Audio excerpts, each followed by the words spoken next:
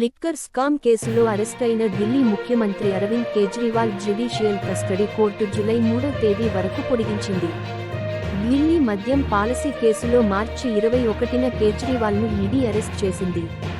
సార్వత్రిక ఎన్నికల సమయంలో ఆయన ప్రచారం కోసం మధ్యంతర బెయిల్ పైన కొన్ని రోజులు బయట ఉన్నారు. తిరిగి ఈ నెల 2వ తేదీన కోర్టు ఎదుట లొంగిపోయారు. నాటి నుంచి ఆయన జైల్లోనే ఉన్నారు.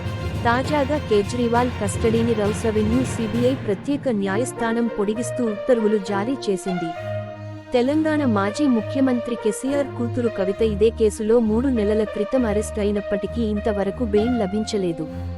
ఇదే కేసులో అరెస్ట్ అయిన ఢిల్లీ మాజీ డిప్యూటీ సీఎం మనీష్ సిసోడియా అందరికంటే ముందు అరెస్ట్ అయినప్పటికీ ఇంతవరకు బెయిల్ లభించకపోవడంతో కవిత ఆందోళన చెందుతున్నట్లు తెలుస్తోంది. తన అన్న కేటీఆర్ గత శుక్రవారం తిహార్ జైల్లో ములాఖత్ అయినప్పుడు కవిత ఎమోషనల్ అయింది. బాపు, కేసీఆర్ ఆరోగ్యం ఎలా ఉంది? పిల్లలు ఎలా ఉన్నారు?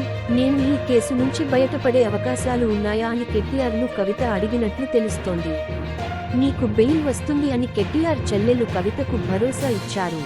చెల్లెలు బాగా ఎమోషనల్ కావడంతో కేటీఆర్ పార్టీలో కవితకు సన్నిహితులైన మహిళా నేతలతో సంప్రదింపులు ప్రారంభించారు.